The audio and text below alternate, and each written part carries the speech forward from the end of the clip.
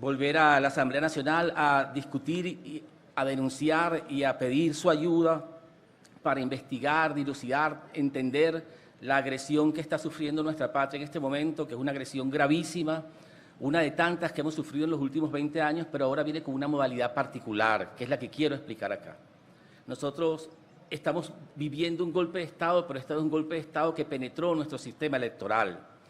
Y hasta ahora lo que se entiende que ocurrió pareciera que fuera una hechura local, algo que se hicieron los venezolanos, súmate, unos genios de la oposición. Y lo que yo quiero que se entienda es que fue toda una estrategia hecha del exterior por parte del gobierno de Estados Unidos, y es una estrategia que ustedes verán se ha practicado por más de 20 años en distintas partes del mundo. Y lo que nos aplicaron a nosotros fue una receta de destrucción y colonización del sistema electoral para imponer a los agentes locales que favorecen los intereses de Estados Unidos.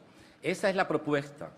Y voy a utilizar muchas imágenes para apoyarme en las pruebas. Todo lo que estamos haciendo acá, por cierto, son pruebas públicas que estamos consiguiendo en Internet. O sea, no tengo ninguna información privilegiada de inteligencia de nadie, sino de lo que se llama inteligencia de fuentes abiertas. O sea, investigando lo que existe en la disponibilidad pública. Y todo lo que voy a decir aquí tiene un apoyo documental que puede ser revisado y que por favor les pido que revisen. O sea, que no me crean a mí, sino que revisen la información. Para comenzar, hay un concepto que quisiera usar para guiarnos, porque como tenemos tantos ataques de tantos ángulos, de tantas vías que a veces nos abruman y nos nublan el entendimiento, uno ve las sanciones, 930 sanciones, las agresiones diplomáticas, las agresiones informacionales o comunicacionales por parte de las redes y también las agresiones que vienen encubiertas. Algunas son abiertas, otras son encubiertas, pero son de distinta naturaleza. Y la imagen que yo uso para explicar esto es como si fuera un gran pulpo con muchos tentáculos que nos ataca de distintas maneras, pero uno no entiende bien qué está pasando. Y si uno entiende que es un pulpo que tiene una cabeza, es decir, hay un director del pulpo, una cabeza que dirige todos los tentáculos, entonces entendería que hay un plan. Esa es la idea. Hay una cabeza maestra que dirige un plan. Todo lo que está ocurriendo detrás tiene un jefe. Otra imagen que uso es una orquesta. O sea, hay distintos músicos tocando distintos instrumentos y uno cree que están cada uno por su cuenta, pero en realidad hay un director de orquesta y tienen una misma partitura. Están partiendo de la misma pieza musical y por eso hay una cierta armonía en el interés de lo que están haciendo. Se ve que hay, por ejemplo, un ejemplo de esto, literal, para que vean. Ayer hubo una sesión en la OEA. La sesión en la OEA nadie la esperaba. El lunes en la mañana nadie esperaba esa sesión. Y se hizo de repente, en frío, se llamó rápidamente para que ayer en la mañana la OEA sesionara sobre Venezuela. Y lo que nosotros entendimos desde hace años en la OEA es que cada vez que la OEA, en el caso venezolano, estaba coordinando y preparando una agresión, primero había una sesión en la OEA que calentaba el ambiente internacional y luego ocurría un hecho en Venezuela, una marcha, una tragedia. Es decir, la OEA preparaba el ambiente externo y lo que hizo ayer la OEA era coordinar, sincronizar con el evento que ocurrió también por parte de la oposición. Esa sincronía no es hecha aquí, esa sincronía tiene un jefe afuera. Eso es uno de los ejemplos múltiples que vean. Pero para entender esto como concepto, el concepto que voy a usar, que no es mío, es de ellos, es de Estados Unidos, es del gobierno de Estados Unidos. Ellos hablan de las operaciones de influencia. ¿Y qué es una operación de influencia? Voy a leer. Es la aplicación coordinada, integrada y sincronizada, de eso se trata, de las capacidades nacionales, diplomáticas, informativas, militares, económicas y de otro tipo que en tiempos de paz, crisis o conflicto permitan fomentar actitudes y comportamientos o decisiones por parte del público objetivo, o sea, del blanco al que se ataca, que favorezcan los intereses y objetivos de Estados Unidos. Es decir, lo que está buscando Estados Unidos es modificar nuestra conducta para que se adapte a lo que ellos esperan que beneficie sus intereses. De eso se trata todo. En el caso de la segunda lámina, voy a ir con cierta velocidad porque sé que una parte política que ustedes como buenos políticos manejan bien y hay una parte que creo que no se conoce mucho, que aquí quisiera ponerle más énfasis. El gobierno de Estados Unidos, ustedes saben bien, no reconoce las instituciones venezolanas, ninguna. El gobierno de Estados Unidos desde el año 2002, el presidente de la Asamblea, doctor Jorge Rodríguez, lo ha dicho bien, la única elección que ha reconocido es la del 2015. De hecho, hoy la única asamblea que reconoce es la de 2015, y así lo dice sus propios documentos. Eso que están viendo en la pantalla es el documento de la misión venezolana, de la misión de Estados Unidos para Venezuela en Bogotá. O sea, la embajada virtual que existe en Bogotá, en un pasillo de la embajada de Estados Unidos en Colombia, tienen una sección para Venezuela. ¿Y cuál dice ellos que es su misión? Redemocratizar a Venezuela. En Venezuela no hay democracia, ellos tienen que restablecer la democracia. ¿Y cómo lo van a hacer? Unificando a la oposición y financiando a la oposición para que democratice a Venezuela. De hecho, la Asamblea del 2015, que es la que ellos dicen ahí que reconocen, está pagada por el gobierno de Estados Unidos. Aquí verán una prueba donde la USAID pagaba los gastos, por lo menos en el año 19, que es donde tengo la prueba exacta, pagaba todos los gastos de la Asamblea de 2015 con 40 millones de dólares que le quitó a Centroamérica para pagar al gobierno de Guaidó. En la siguiente lámina ustedes verán que a principios de este año las agencias de inteligencia de Estados Unidos en su evaluación decían el presidente Maduro va a ganar las elecciones porque tiene control del sistema, etcétera, pero va a ganar las elecciones. Ellos lo daban como un hecho. Sin embargo, cuando se acordó el inicio de la campaña electoral, hubo un giro muy, muy importante. Ese giro importante ocurrió porque nace una narrativa que ya existía fragmentaria, pero la unen en un solo relato, y la narrativa dice más o menos así. Venezuela es un país en crisis humanitaria, no hay comida, no hay seguridad, los venezolanos se están matando entre ellos ahí. Hay 7 millones de 8 millones, vamos a 9 millones de migrantes, dicen ellos, y es imposible que el presidente Maduro gane esas elecciones. Entonces, como es imposible, el pueblo está ansioso de libertad. Si llegamos a las elecciones, Maduro va a ser un fraude. Eso es lo que empiezan a correr por todos los medios. Y como va a ser un fraude, el pueblo se va a rebelar. Y cuando haya la rebelión, Maduro va a reprimir. Y entonces hay que atacar al gobierno de Maduro para impedir que haga el fraude. ¿Cómo frenamos el fraude? Eso lo repiten todos los órganos de propaganda en todas partes del mundo. Nada más les pongo un ejemplo, les voy a poner 2 ejemplos. Uno es el que ustedes conocen, quizás lo conocen bien, Elliot Abrams, que es uno de los criminales más grandes que ha tenido Estados Unidos, no nada más con respecto a Venezuela, sino en El Salvador, en Guatemala, en Irak, en Siria. Es el carnicero de estos países. Realmente miles y miles de personas han perdido su vida por culpa de este señor. Y escribió un artículo en julio diciendo lo que ya conté, y dice, al presidente Maduro hay que darle una salida, búsquenle un avión que se vaya, porque él no va a ganar y no va a haber elecciones. Entonces tenemos que trabajar para que él salga, porque va a ser un fraude literalmente. Y claro, Elliot Abrams, lo interesante es que conoce mucho Venezuela, ha estado 20 años atacando Venezuela, pero él no está en el poder. Él está en un consejo de relaciones exteriores, pero él es republicano. El poder están los demócratas. O sea, les voy a presentar al hermano gemelo de Elliot Abrams, pero en el Partido Demócrata, que es el señor que está acá. Se llama Mark Fierstein.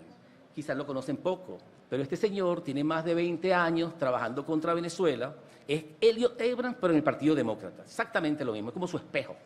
Y es encuestólogo, ha estado trabajando contra nosotros, promoviendo todos los golpes de Estado, cada vez que el gobierno demócrata está en el poder, o los demócratas están en el poder, como es el caso de hoy. Y Fierstein escribió en julio ese folleto que está ahí, que se llama ¿Cómo parar un golpe en Venezuela? Ya eso está en la calle, ahí plantean la estrategia públicamente. ¿Qué dice Fierstein? Ya lo que dije todo eso, toda la etapa de la crisis, Maduro va a perder, etcétera. Y dice, el Departamento de Estado tiene el reto de evaluar la calidad de las elecciones en Venezuela. Ellos nunca, como ustedes saben bien, aceptarían ninguna intervención en sus elecciones, pero ellos se meten en las elecciones de todo el mundo. Y en la nuestra dice, tenemos que evaluar esas elecciones. Y como Maduro va a ser un fraude, entonces tenemos que prepararnos para evitarlo. Y tenemos que despertar, dice, ese es su lenguaje, despertar los instintos democráticos de los militares venezolanos. ¿Y cómo lo vamos a despertar? Tenemos que estimular a los militares venezolanos a que se alcen contra Maduro. Él lo dice. Y luego dice, hay que influir en el Consejo Nacional Electoral para que no dé resultados distintos a los que la oposición, la victoria de la oposición. Y tercero, tenemos que rebajar los costos de salida para que los líderes se vayan y entonces podamos evitar el golpe. Y dice más, en la siguiente lámina vean, él dice, ¿por qué esto va a ocurrir? Porque tenemos un mecanismo Este es un experto electoral, él sabe mucho.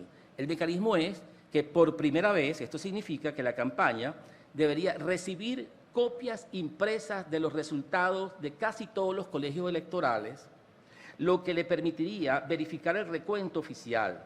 Y esto permitiría a la oposición y a los observadores independientes, esta palabra es clave, los observadores independientes van a verificar que hubo fraude, y eso lo tenemos que impedir. El sistema está aquí ya diseñado, anunciado por Fierstein. Vamos a crear un CNE paralelo, vamos a crear una institución alterna que va a sustituir a los resultados oficiales, porque los resultados oficiales son fraudulentos, dice él. Para que sepan quién es Fierstein, en la siguiente lámina, vean la calidad del personaje. En el año 2004, Fierstein, tenemos un Wikileaks que está ahí presente, es un documento oficial.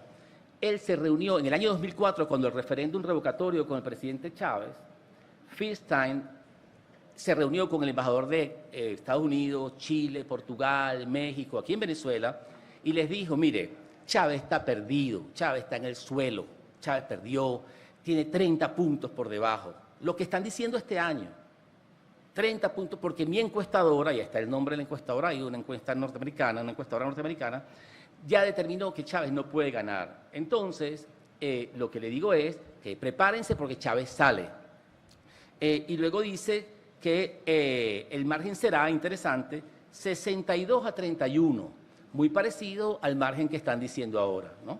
Ahora, lo interesante es que en esas elecciones, abajo tienen en la flecha azul, el resultado de esas elecciones del 2004, el referéndum revocatorio.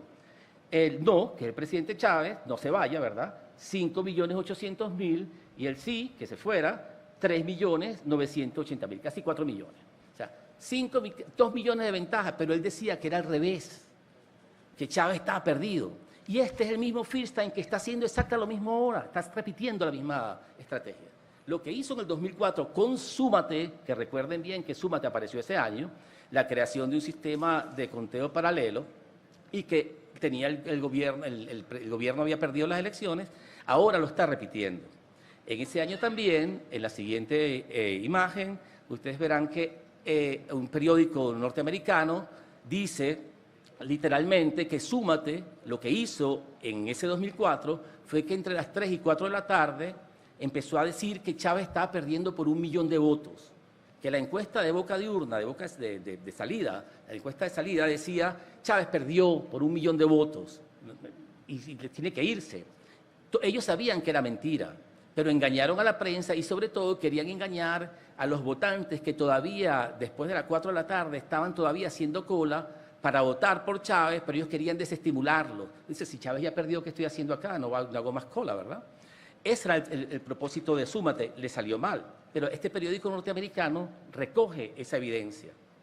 La siguiente frase, la siguiente imagen es importante porque es un venezolano, uno de los pocos que estoy citando, John Magdaleno, que es un politólogo muy reconocido en Estados Unidos, el venezolano, el que guía, el que informa a Estados Unidos sobre qué pasa en Venezuela, y él dice, la oposición está obligada a crear la percepción de una victoria inevitable. O sea, no es la realidad, es la percepción. O sea, aquí en adelante, Maduro perdió, no hay manera de que gane. Y esa percepción es sobre la que se opera. Esa es la base para que todo el mundo crea. Y en el exterior tuvieron mucho éxito.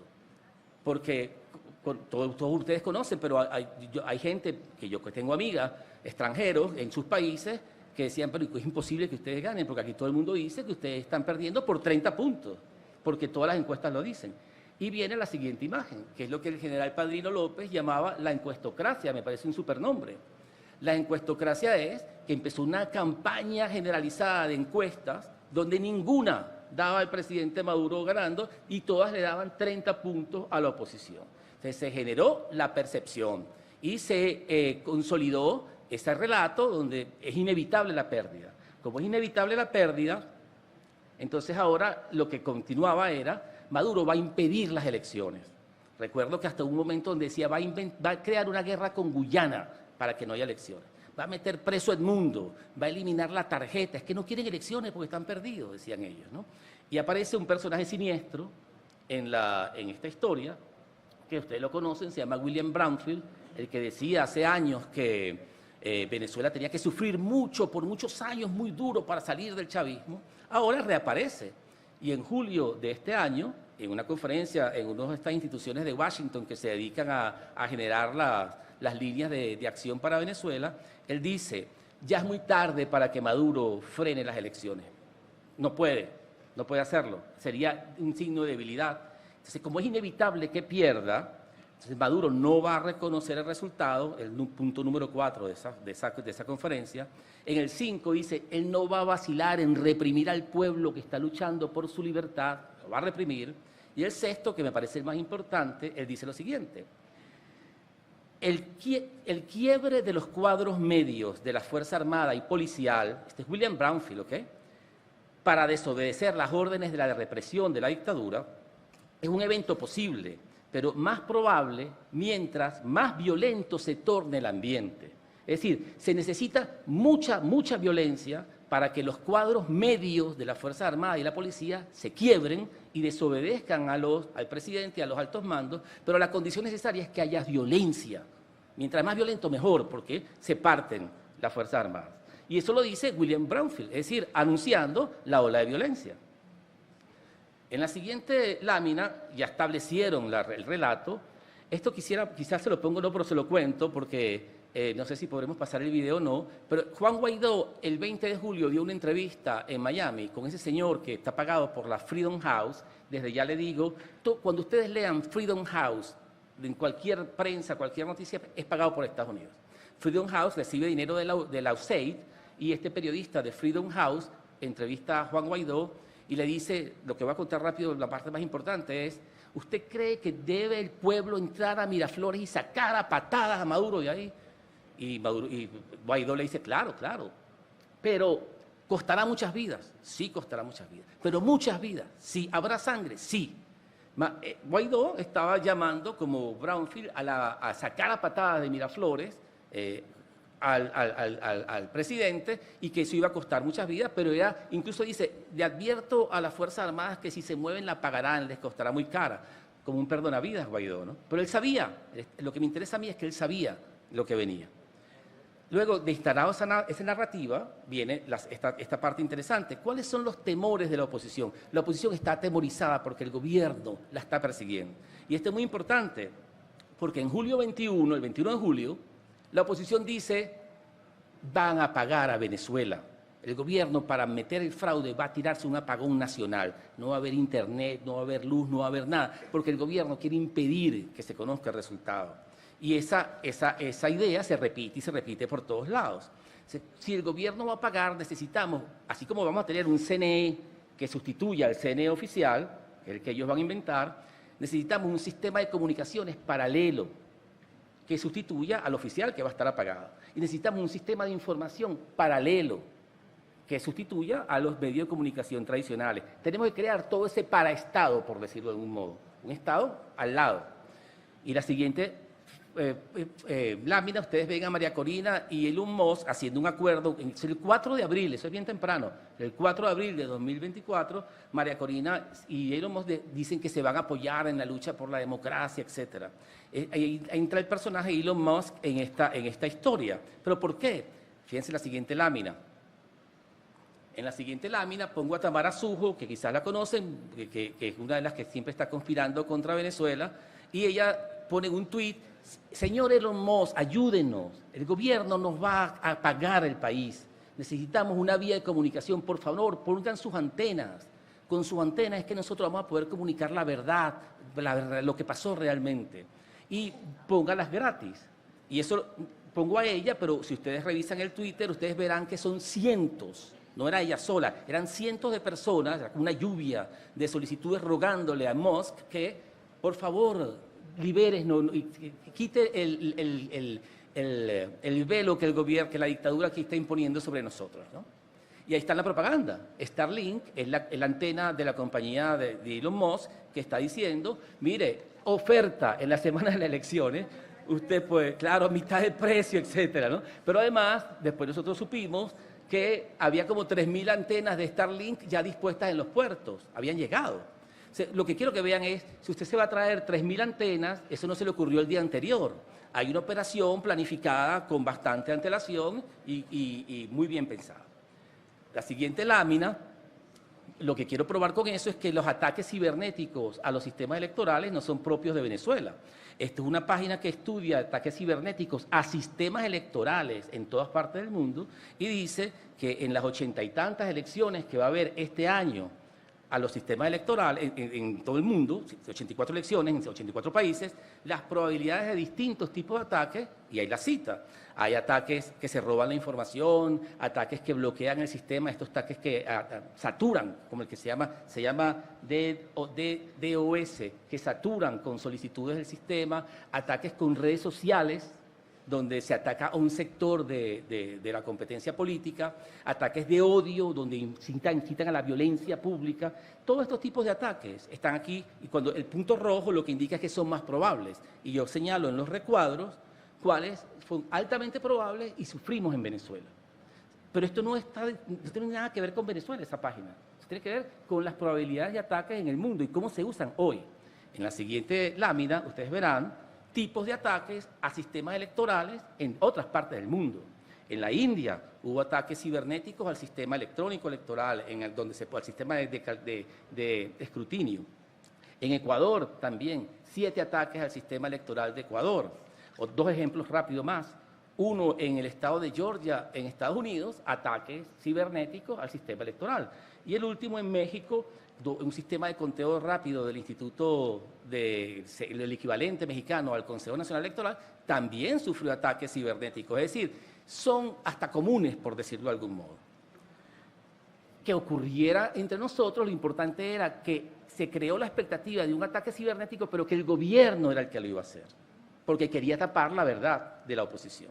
Y aquí aparece en la siguiente lámina un instituto que me importa mucho si ustedes pudieran investigarlo. Se llama Laboratorio Forense de Investigación Digital, es la traducción al español. Ese laboratorio forense de investigación digital, que está en Washington, está pagado por una organización que se llama Atlantic Council, y este Atlantic Council está pagado por el Departamento de Estado, el Departamento de Defensa, Canadá. Esos son los que le ofrecen el dinero a este consejo. Varios exdirectores de la CIA están en la directiva de ese Atlantic Council. Atlantic Council creó ese laboratorio forense de investigación digital, que publicó ese folleto. Fíjense que en particular le quitan el Esequibo al mapa, nos robaron ya el Esequibo en ese folleto, y dice que el propósito de ese folleto es lo mismo que el de la embajada en Bogotá: redemocratizar a Venezuela. Venezuela no tiene democracia, nosotros la vamos a crear. ¿Y cómo la vamos a crear? Creando sistemas que permitan la liberación digital de Venezuela, libre flujo de información. Y dice que Venezuela es muy importante porque la influencia de Venezuela en la región, pero si regresara Venezuela al regazo de Estados Unidos, sería un cambio fundamental en todo el continente, y por eso Venezuela es una pieza clave. Entonces ese es su propósito, redemocratizar a Venezuela, es decir, el propósito de la embajada. Y yo les recomiendo, les pido por favor que lean el informe completo, porque el texto se llama Venezuela, un manual para la represión digital. Entonces dice cómo censuran periodistas, cómo censuran medios, cómo apagan el internet, cómo apagan el sistema eléctrico para impedir que el pueblo se comunique. Y hay que crear un sistema paralelo, es lo que ellos dicen. Y uno de los puntos importantes en la siguiente lámina es que ellos dicen, viene un apagón de internet. El relato lo fortalecen. Dicen, Venezuela, dice, se encuentra entre los 10 países con más probabilidad de sufrir un cierre de internet este año. Ellos tienen ese poder de predicción. Venezuela viene casi seguro, la probabilidad es altísima. Es decir, el gobierno va a pagar el internet. Y por eso tenemos que crear algo distinto. Y ustedes ya escucharon a Starlink y todo el plan anterior. Pero ellos dicen, hay que crear un sistema de información, ya no de comunicación, de información paralelo. Y en la siguiente lámina lo tienen.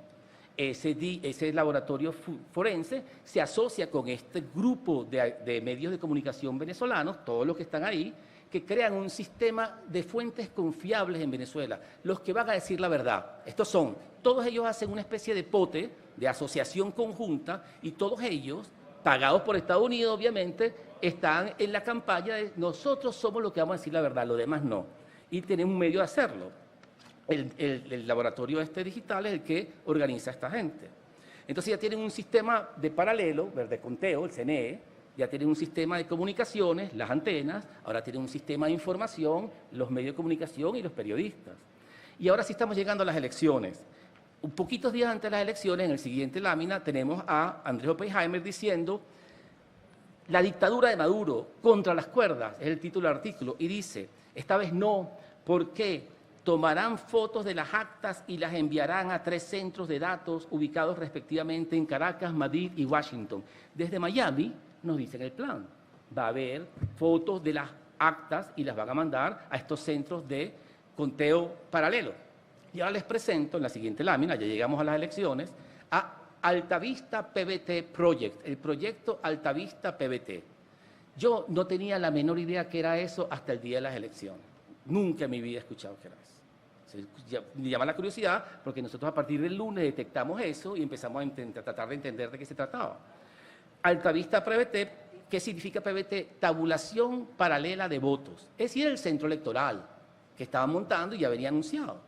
Esto lo crean la noche anterior al día de las elecciones, en la siguiente lámina se ve, el 27 de julio crean una página que se llama Altavista. El otro dato interesante es que los contribuyentes los que pagaron esa página son anónimos, dice contribuyentes anónimos, o sea, no sabemos quién es, y luego dice que está en Estados Unidos. Y que se trata de un proyecto que va a recoger datos electorales la noche del 28 y va a dar resultados esa misma noche. Es el proyecto Altavista, ¿ok? Y dice que tiene un equipo propio, dice nosotros con nuestro equipo, dicen ellos, ¿no? Lo interesante es que esos datos se abrió el domingo al mediodía, se contrató la noche anterior del 27, ellos dicen que van a hacer una predicción esa misma noche del 28 y que tienen su propio sistema de recolección de datos. Me importa mucho en la siguiente lámina este dato fundamental.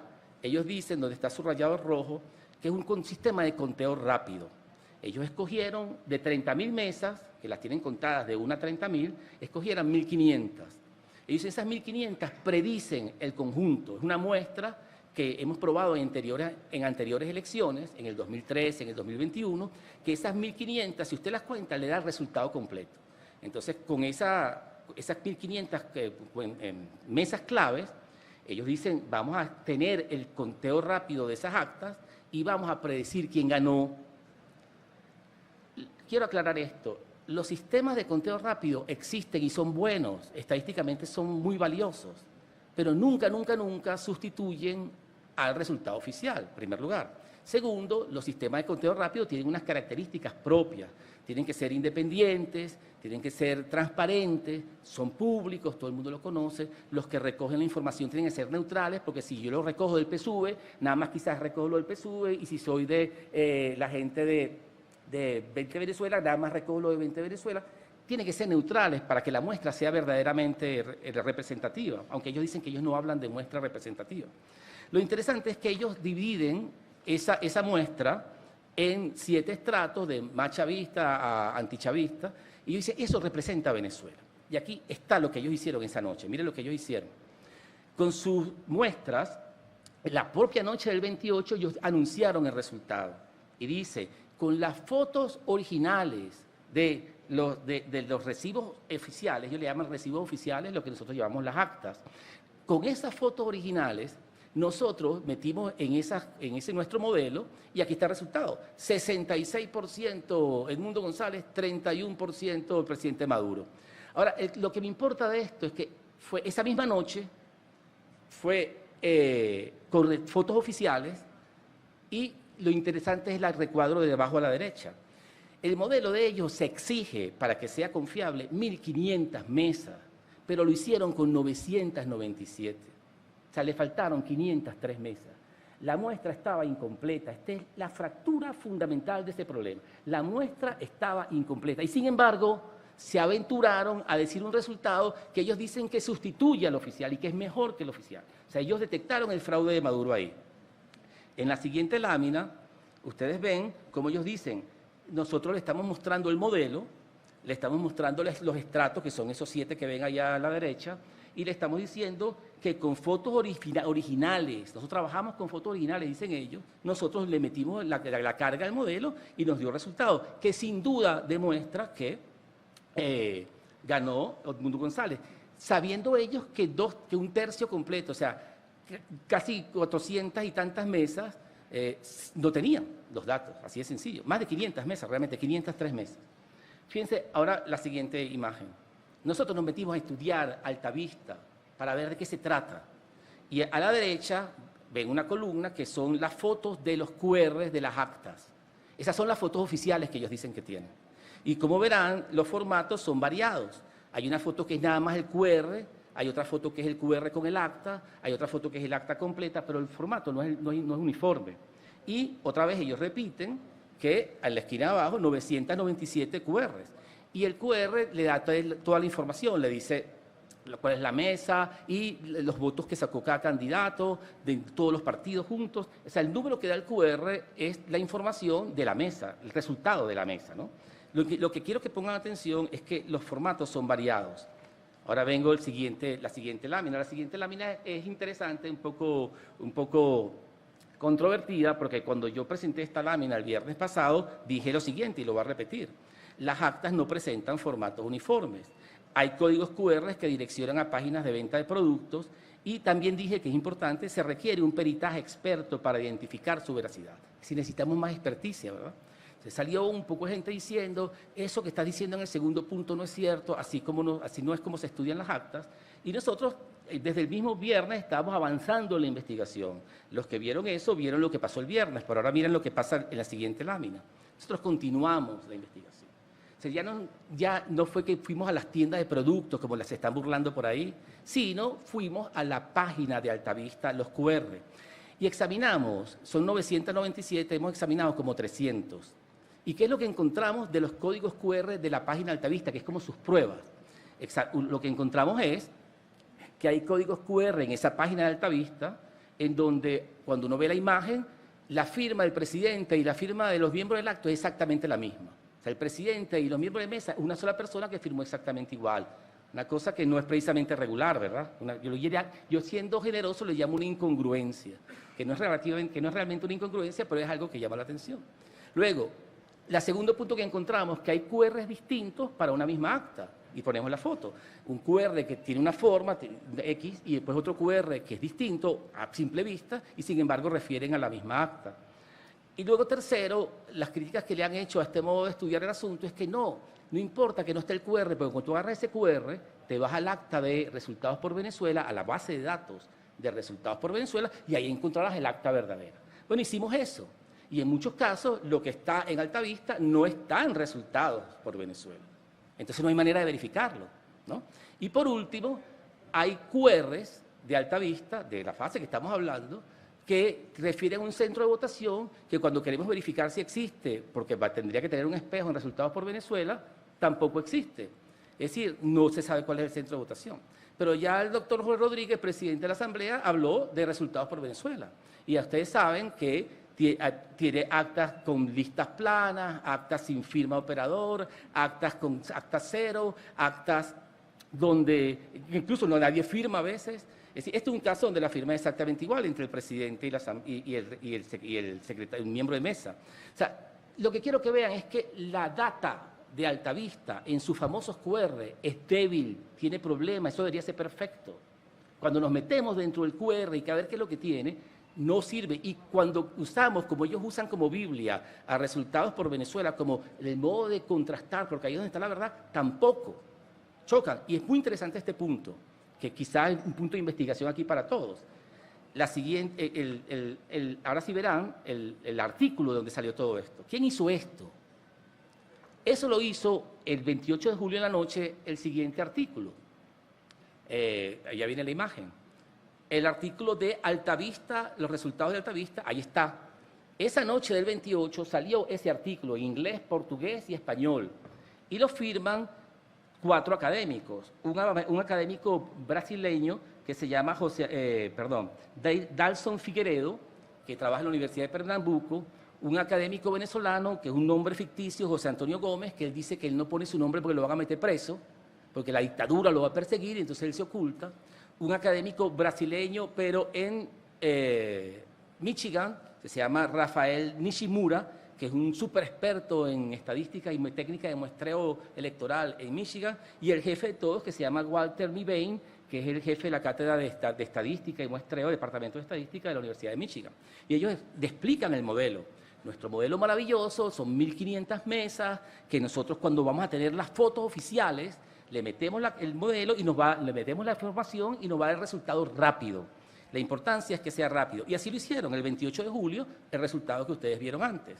Ahora fíjense la imagen que viene. Nos pusimos a averiguar quién era Rafael Nishimura, y Rafael Nishimura en su tweet dice, le preguntan, oye, ¿de dónde sacaste esas actas, esas fotos? ¿Quién te las dio? Y esto es muy, muy, muy importante. Él dice, en primer lugar, las fotos con las que ellos trabajaron, las fotos de las actas que hemos utilizado para los cálculos no son las mismas que la de la oposición. Si no son las mismas, ¿quién se las dio? Es un punto central. ¿Quién le dio a estos señores en Michigan la noche del domingo 28 actas oficiales suficientes para que ellos dijeran que ellos sí tienen el resultado más que nadie en el mundo? ¿Quién se las dio? Porque él dice que no se las dio la oposición. Y cuando nosotros contrastamos la base de datos de 20 por Venezuela, como se llama, resultados por Venezuela, con Altavista, vemos que no son iguales realmente. Hay muchas actas de Altavista o QRs que no se encuentran acá. Realmente son distintas. ¿De dónde sacaron esas fotos? Yo no tengo la respuesta, pero es un gran misterio. Lo cierto es que con estas debilidades, que nadie sabe el origen de esas fotos, él dice nuestro equipo, estos 4 señores de Michigan tenían un equipo propio. ¿De dónde sacaron las fotos? Los defectos de la data y sobre todo la parte más importante, que eran 1.500 y le faltaron 503, ellos lanzaron el resultado. O sea, como ven, es un estudio débil, es un estudio poco ético, casi clandestino. Ellos dicen que es la ciencia al servicio de la democracia, que ellos estaban luchando con su ciencia estadística por la libertad de Venezuela. Y lo importante es que, para mí, es un claro ejemplo de la corrupción de la academia. O sea, a superacadémicos, colonialistas, que desde Michigan nos quieren decir a nosotros aquí sentados y a ustedes, que son los representantes de la Asamblea Nacional, que ellos saben más que ustedes quién ganó, ¿verdad? Porque ellos tienen un supermétodo que nosotros no tenemos. O sea, ¿entiende el sentido de superioridad que hay en esto? Y la trampa. Ahora, ese estudio, ¿por qué me concentro ahí? Porque ese estudio es más importante que la propia página de resultados por Venezuela. Porque ese fue el estudio que citaron en el resto del mundo. Hoy, para que vean la importancia, hoy el señor Borrell, el encargado de representar las relaciones exteriores de la Unión Europea, hoy dice, mi recomendación a los países de la Unión Europea es que no reconozcan al gobierno de Maduro. ¿Por qué? Porque Edmundo González y la oposición demostró que había ganado, que Maduro no había ganado. No dijo que había ganado Edmundo, sino que Maduro no había ganado. Está demostrado. ¿Cómo está demostrado? Por este estudio. Este estudio apenas salió al martes siguiente, 48 horas, los mejores académicos de Estados Unidos, Francis Fukuyama a la cabeza, un filósofo norteamericano, agrupó a más de 1.200 profesores de las mejores universidades de Estados Unidos y sacaron este anuncio, este comunicado, donde dice, como académicos dedicados al estudio de la democracia y la integridad electoral, estamos profundamente preocupados por las implicaciones para el futuro de Venezuela y por la violencia y represión generalizadas. Eso es el martes. Ahora, ellos dicen que como grandes científicos de la democracia están preocupados, ¿por qué? Porque en el segundo párrafo dice, en el tercero, según la iniciativa Tabulación Paralela de Votos Altavista, cita este ejemplo que estoy diciendo. Según esa iniciativa, que definen ellos, los grandes científicos de la política mundial, dice, un esfuerzo independiente de la sociedad civil diseñada para producir una estimación verificable y científicamente precisa del conteo nacional de votos. El candidato que ganó fue Edmundo González con 66% de los votos. Científicamente precisa, Altavista. Y luego termina diciendo, los resultados de Altavista fueron validados y comprobados por The Associated Press, AP, por The Washington Post, el superperiódico de Washington, y por una compañía que se llama Encuesta de Salida de Edison Research, que es como lo que hizo Fiesta en el 2004. Y aquí tienen, ¿quién es Edison Research? Mire, Edison Research es conocida porque es una compañía que trabaja para la CIA en Ucrania y en Irak. Entonces, es una compañía de la CIA que refuerza el relato. O sea, es la serpiente mordiéndose la cola. Siempre encontramos que está Estados Unidos detrás y usa estos parapetos para forzar la representación, la idea de esta es la percepción que todos tenemos que tener. Entonces, tenemos a la CIA ahora atrás con una empresa. Y aquí tienen, la siguiente imagen es el Financial Times y todos los periódicos del mundo citando la carta de Fukuyama, que prueba, cuando yo la leí hace 2 semanas iba como por 1.200, estoy seguro que ahora hay más de 2.000, porque muchos académicos no quieren quedarse por fuera, quieren anotarse en esa fiesta de que yo firmé por la democracia en Venezuela. Entonces tenemos París, Buenos Aires, Chile, Bogotá, México, todo el que quiera anotarse en la fiesta, en venezolanos también hay, firmando por Altavista, que probó que el resultado era que de 66% a favor de Moro. La siguiente lámina, simplemente lo paso rápido, es que eso ocurrió ya en el 2004 con Ricardo Hausmann, que escribió un artículo parecido en el referéndum revocatorio, que le llamó El Cisne Negro, la búsqueda del cisne negro. Análisis de la evidencia estadística sobre fraude electoral en Venezuela. Famoso Ricardo Hausmann, que está en la Universidad de Harvard, y un señor que se llama Roberto Rigobón, que está en el Massachusetts Institute of Technology, el Instituto de Tecnología de Massachusetts. Y ellos dicen, en el párrafo abajo, que ellos están trabajando con datos que le ofreció Súmate. Entonces, Súmate, en el 2004, le dio a ellos los datos para probar que Chávez perdió el referéndum revocatorio. Y aquí está la prueba científica. Nosotros estamos equivocados, porque Chávez no ganó, Chávez perdió. Y la prueba que yo tengo para decirle que Chávez perdió es que ahí está el artículo de Hausmann, que es el que debemos creer. Bien, la siguiente imagen es ver cómo eso se difunde por el mundo. Está Fukuyama, en la primera, arriba, en un tuit, diciendo evidencia de fraude masivo en Venezuela, es Altavista.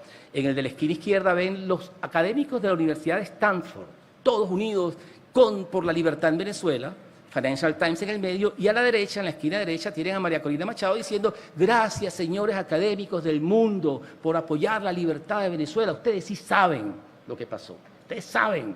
No se les puede engañar, porque ustedes saben con su ciencia. La siguiente imagen es el gobierno de Estados Unidos reconociendo a Edmundo como el ganador, y dice que lo reconoce porque hay observadores independientes. Ellos no dicen que la página Resultados por Venezuela es la verdadera. Ellos dicen que esa gente dice eso, uno dicen A, otro dicen B. Ellos se buscaron unos observadores independientes, que es Altavista, que sí demostró que realmente es Edmundo quien ganó. Y en la siguiente página verán al Departamento de Estado diciendo que mientras tanto la oposición democrática ha publicado más 80% de las actas de escrutinio recibidas directamente de los colegios electorales de toda Venezuela. Y dice, más abajo, observadores independientes han corroborado estos hechos. ¿Quiénes son los observadores independientes? Altavista. Lo que quiero que vean, ya vieron la trampa. Ahora, el Consejo Nacional Electoral fue sustituido por Altavista, que es el que es realmente reconocido por ser científico por el mundo. ¿Quién pagó eso? O sea, ahora tenemos la página siguiente, que es la de, aquí está quién pagó. Está la USAID, que tiene un consorcio, que tiene el National Democratic Institute, Instituto Democrático Nacional, el Freedom House, que está ahí al lado, lo que era antes la Alianza para el Progreso, que ahora se llama Alianza para el Desarrollo Panamericano, un instituto a la derecha de desarrollo regional, internacional, y abajo el Instituto Internacional Republicano. Todas estas agencias juntas se coaligaron en un consorcio que dice, el consorcio para el proceso, se llama Consorcio para Fortalecimiento de los Procesos Electorales y Políticos. De eso se encargan ellos. Y ahí está en el siguiente párrafo, dice: nuestro propósito es dedicarse al progreso de la democracia.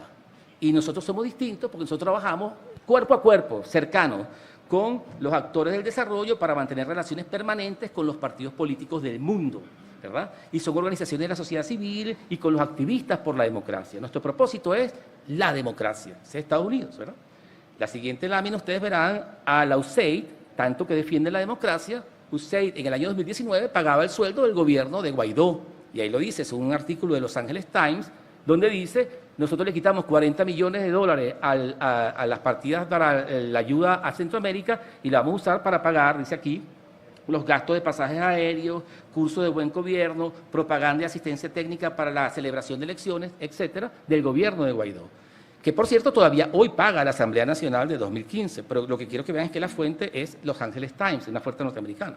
Luego nos fuimos directo a los textos de la USAID, a su presupuesto en el Congreso de Estados Unidos. Y ahí se ve en ese párrafo que está resaltado que para este año, ya no el 99, 2000, sabemos que está metido aquí hace más de 20 años, 25 años, pero para este año había un presupuesto de $50 millones para esto. La USAID estaba pagando para estimular la democracia $50 millones. Y luego nos fuimos al presupuesto desglosado, que es la siguiente página. Son como 50 páginas, pero nada más les pongo un ejemplo. La siguiente lámina ustedes ven en esos recuadros las secciones de ese presupuesto de 50 millones de dólares que está dedicado a procesos electorales transparentes.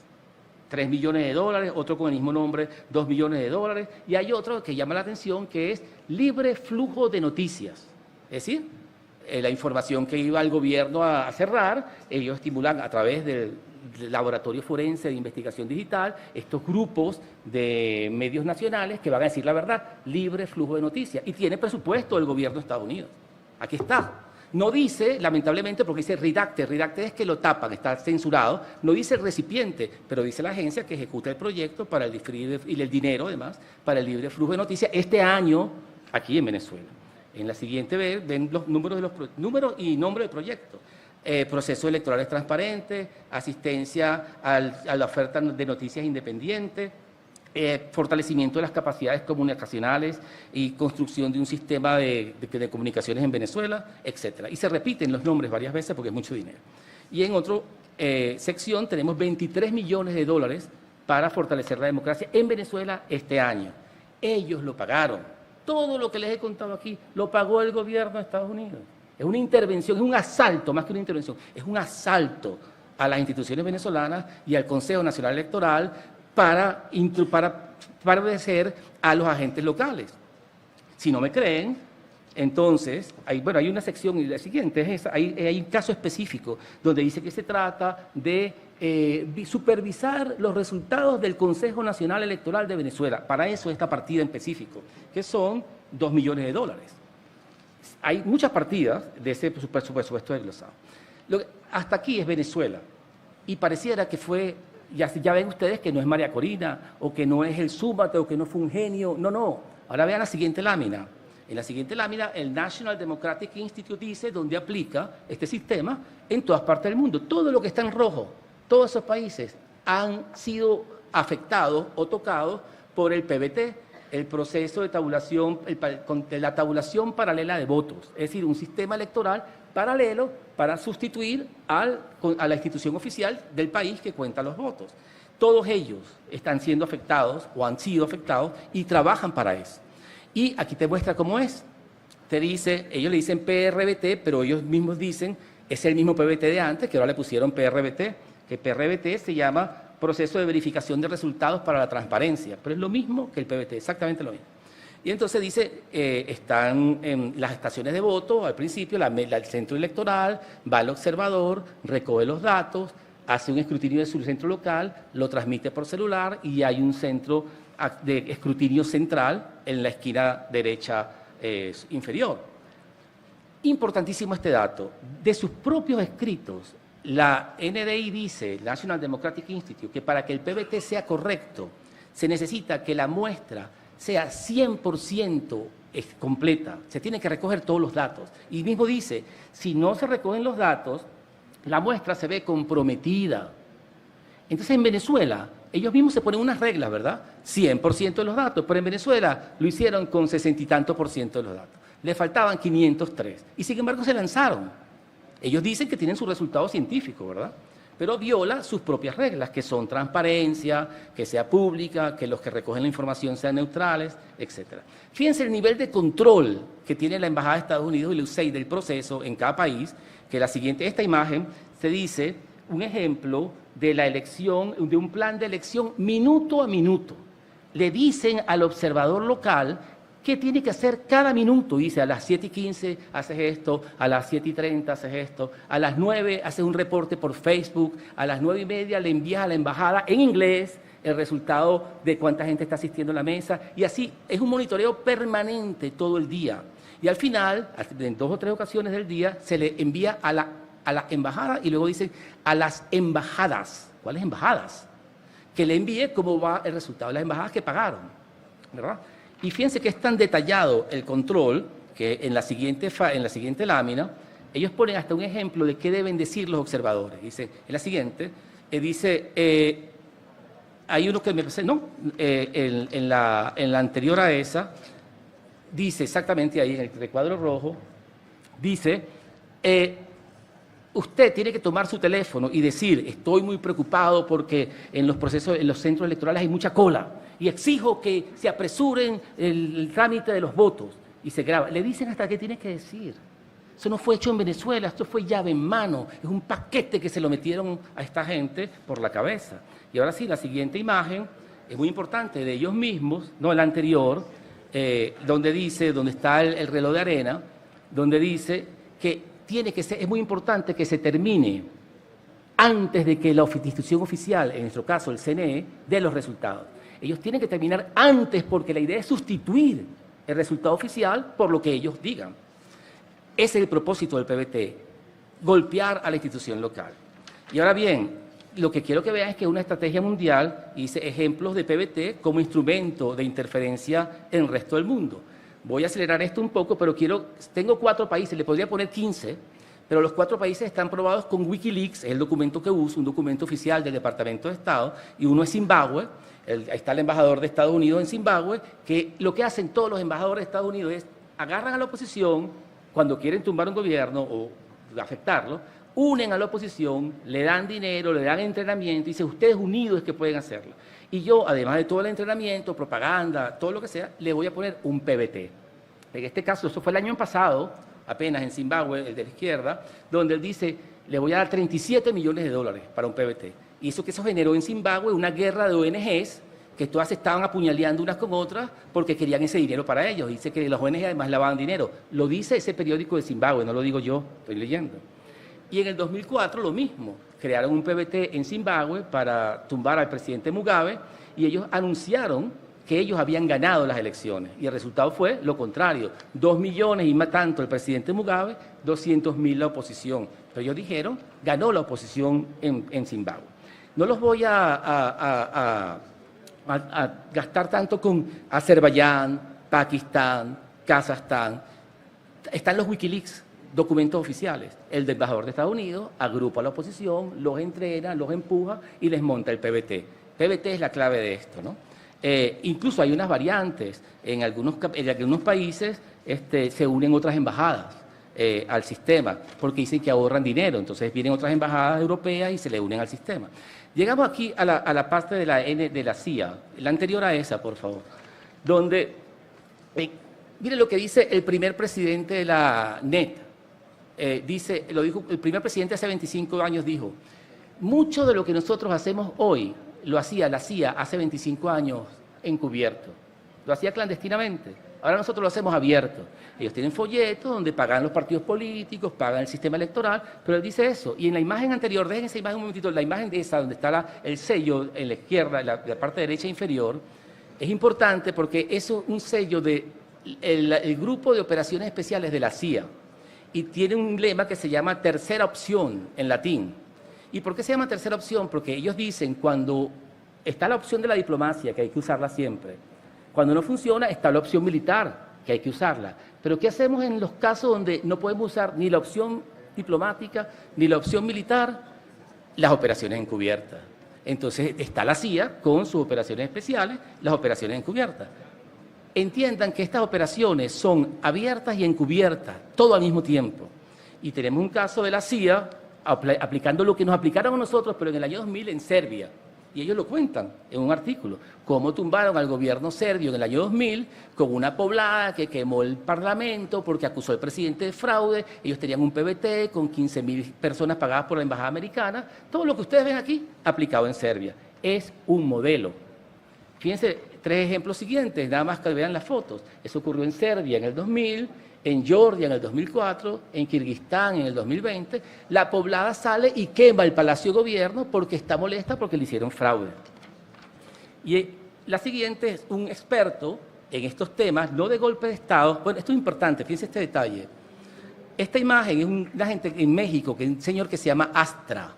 Él dice que él es el culpable del responsable de haber hackeado al CNE venezolano. Dice, yo lo hackeé con mi grupo, con Anonymous y con un grupo que se llama Ghost Security. Y nosotros, con hermanos de toda parte del mundo, Guatemala, etcétera, todos nos estamos dedicando a sabotear a Venezuela porque le estamos haciendo la guerra a la dictadura. Sí, y se hace cargo, un chileno supuestamente. Cuando nosotros investigamos Ghost Security, porque yo no sé ni quién es Astra, encontramos que Ghost Security en el año 2015, que es la siguiente imagen, trabajaba para el gobierno de Estados Unidos. O sea, el gobierno de Estados Unidos, un exdirector de la CIA, en la siguiente imagen dice, que Ghost Security les servían a ellos para trabajar contra ISIS en el Medio Oriente. Dice, muy útil este Ghost Security.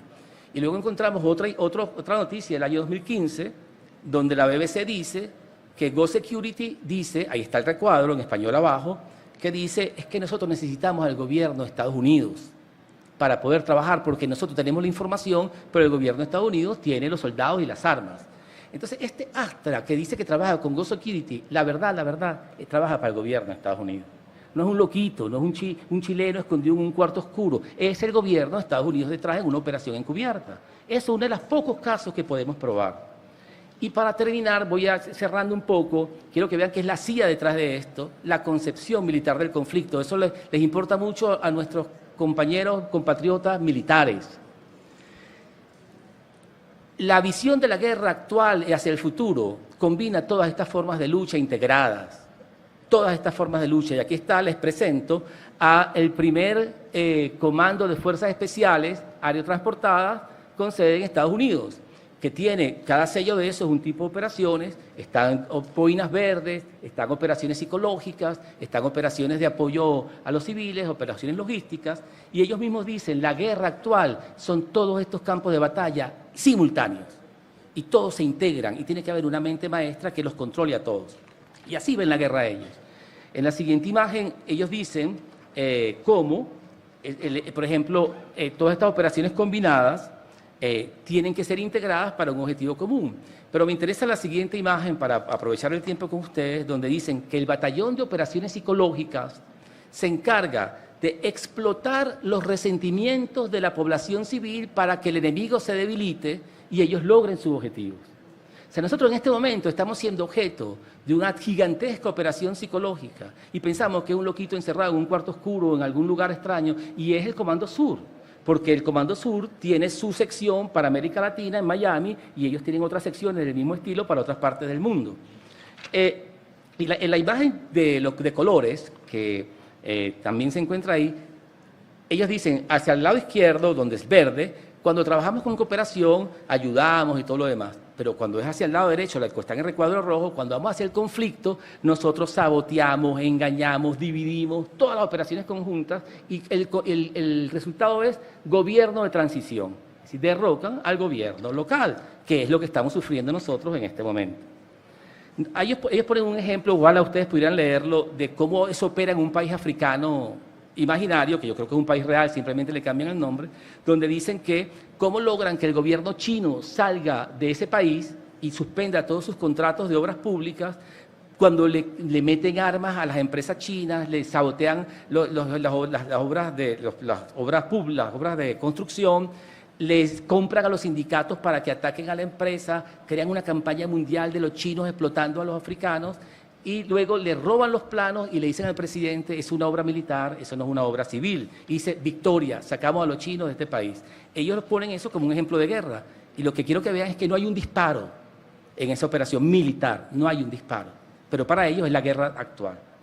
Esta imagen que viene es importante porque tenemos a Elon Musk metido en Venezuela, pero también quiero que vean que Elon Musk, en este artículo como de 50 páginas de una revista norteamericana que le hizo un perfil, lo que dice es que Elon Musk, Twitter no es lo más importante, ni siquiera Tesla, la compañía, sino es la compañía espacial, SpaceX, Espacio X, que esa compañía, la NASA no produce cohetes desde hace como 10 años, depende de sus satélites, primero dependía de cohetes rusos, luego, como tuvo problemas con los rusos, creó una compañía privada, que es SpaceX, que le manda, como una compañía privada, los satélites al exterior.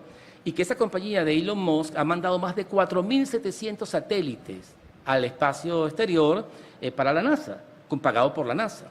Ahora, lo que quiero que vean es que aquí en esta situación, ¿el Estados Unidos depende de Elon Musk o Elon Musk depende del gobierno de Estados Unidos?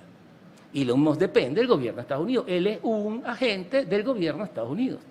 Y es lo que yo llamo un objeto brillante. Como el hombre es tan famoso, una celebridad, el objeto brillante es que uno está pendiente de Elon Musk y abajo está pasando lo que realmente está mandando y uno se concentra en el personaje, en la celebridad, cuando él es instrumento de una estrategia más oscura. Miren las redes sociales en Palestina, es una noticia del Medio Oriente. Los israelíes usaron un programa que se llama Lavender, que junto con WhatsApp que es de Zuckerberg, le pasó todos los datos de los grupos de WhatsApp al gobierno israelí, y el gobierno israelí entonces con inteligencia artificial decía, si en esos grupos, un grupo de 100 personas, yo detecto a una persona que yo sospecho que es de Hamas, entonces yo ordeno el asesinato de todo el resto también, porque todos están asociados con Hamas. Y esa asociación que se llama minería de data, pues miles de datos que se los pasa a WhatsApp a los israelíes, ahora es las redes sociales al servicio del genocidio. Y esto es un peligro que nosotros también podemos correr. Entonces todo esto se militarizó y se usa para la guerra. Por último, ya estoy terminando, lo que quiero que vean es que toda esa campaña se expresa en las siguientes imágenes. Está Pancho Santos, Francisco Santos, ex vicepresidente de Colombia, que fue creador del bloque paramilitar Capital de Bogotá en los años 90, pidiendo muerte en Venezuela. Dice, tiene que haber 200 muertos como en Bangladesh, ya mismo. ¿Qué hace un paramilitar colombiano pidiendo guerra civil en Venezuela? Es parte de esta operación. Si siguen, también ven a Leopoldo López diciendo, que eso se repite mucho por cierto hoy, el grupo Wagner ruso está en Venezuela y está matando a la gente de la oposición. Wagner está aquí, y vienen cubanos, y vienen iraníes, y viene Hezbollah, todos los nombres que le hacen ruido en el oído a la gente, todos están en Venezuela hoy mismo, pidiendo intervención militar. Eric Prince, ya ustedes conocen, pidiendo asesinar a nuestro presidente, y es pagado por el Pentágono básicamente, y dijo que ya viene, ya dijo, ya voy para allá. Grupos criminales como el Tren de Llano diciendo lo mismo. En Irán, un ejemplo rapidito, en el año 53 derrocaron al gobierno de Irán, la CIA contrató a los jefes de los grupos criminales de Teherán, de la capital, y los mandó a quemar las calles, y eso creó una sensación de caos, de descontrol, que los militares dijeron, no, este gobierno tiene que salir porque se le perdió la autoridad en las calles. Así nos están haciendo nosotros también. Y luego, los grupos estos que son básicamente pantallas, que sea Anonymous, Cyberhunter, etcétera, ya sabemos que son frentes de gente mucho más poderosa, el batallón de operaciones psicológicas y operaciones de la CIA. Y lamentablemente luego eso no es juego porque están nuestras víctimas. 27 venezolanos, que pueden ser mi mamá, mi hermano, mis hijos, ¿verdad?, que pueden ser los suyos también, que murieron por culpa de esta estrategia criminal que estamos sufriendo hoy y que nosotros tenemos que prepararnos para defendernos. El pulpo, la siguiente imagen después de esta. ¿Cuál es el pulpo que yo me refería al principio? Aquí está.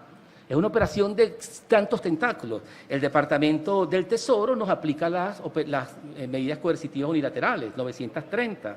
El Departamento de Justicia le pone el famoso lawfare, el ataque con tribunales a nuestros dirigentes, y por eso el presidente tiene 15 millones de recompensa por su persona, porque lo acusan de narcotráfico, del cartel de los soles, etc. El Departamento de Estado, ya lo conocemos, toda la estrategia de máxima presión diplomática. El Departamento de Defensa, todo lo que le he dicho, de las operaciones psicológicas y el batallón de operaciones especiales, y más.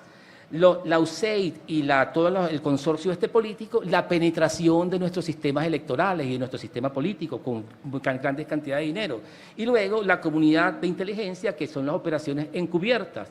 Y yo le agregué ahí al último, que no lo escribí, pero lo estoy pensando ahora, la OEA, porque la OEA es un brazo del gobierno de Estados Unidos que ayer subió cómo estaba funcionando contra nosotros. Para terminar, unas conclusiones rápidas. Estados Unidos no ha cesado en su objetivo de destruir las instituciones republicanas de Venezuela y ejecuta un golpe de Estado desde el año 2002 hasta hoy, no ha frenado. Cambian las estrategias, pero el propósito no cambia. En el 2024, la estrategia consiste en una operación de influencia que explota el proceso electoral con sus agentes locales para destruir la fuente de legitimidad de nuestras autoridades. Tercero, varias etapas se han cumplido de ese plan antes, durante y después del día de las elecciones, usando operaciones de información, operaciones psicológicas, medidas coercitivas, ataques cibernéticos, violencia criminal, etc. Y un sistema paralelo de tabulación de votos para sustituir al Consejo Nacional Electoral. Todas estas agresiones han sido probadas y refinadas en el resto del mundo por más de 70 años. Las próximas etapas apuntan, ahora al futuro, a una repetición de lo ocurrido en el 2019 con una combinación de máxima presión internacional, operaciones políticas abiertas, operaciones políticas encubiertas dentro de Venezuela por lo menos hasta el 23 de enero del año que viene. ¿Por qué digo 23 de enero? Porque uno de los relatos que ellos construyen acá, para usarlo como motivante, es que ellos dicen, está ocurriendo lo mismo que con Maduro en el 18, que ganó las elecciones, pero él no era el presidente, pero el fondo de esto es Pérez Jiménez. Ellos dicen, Pérez Jiménez hizo un plebiscito en diciembre del 57, hizo fraude, los militares y el pueblo se rebelaron en enero y el 23 de enero el pueblo tomó el poder. Para ellos el 23 de enero es una fecha simbólica y por eso Guaidó se autoproclamó el 23 de enero del 19. Y para esto van ahora, van a hacer toda la estrategia para crear máxima presión en enero del 19. La lucha es por la legitimidad y la validación del resultado electoral como eje del resto del conflicto en esta ocasión. La defensa de la independencia de Venezuela pasa por el desarrollo de nuevas capacidades que no tenemos, hay que desarrollarlas, para enfrentar las nuevas técnicas de agresión y la concepción militarizada de la guerra irregular coordinada. La educación, información, organización y capacitación de nuestro pueblo es esencial para la victoria. Y ahora sí, por último, nuestra salud mental, económica, cultural, nuestra estabilidad política, así como la paz y la seguridad nacional y regional, dependen de nuestra claridad, de nuestra unidad y de nuestra moral para defender nuestra patria. Eso es todo, estimados compañeros.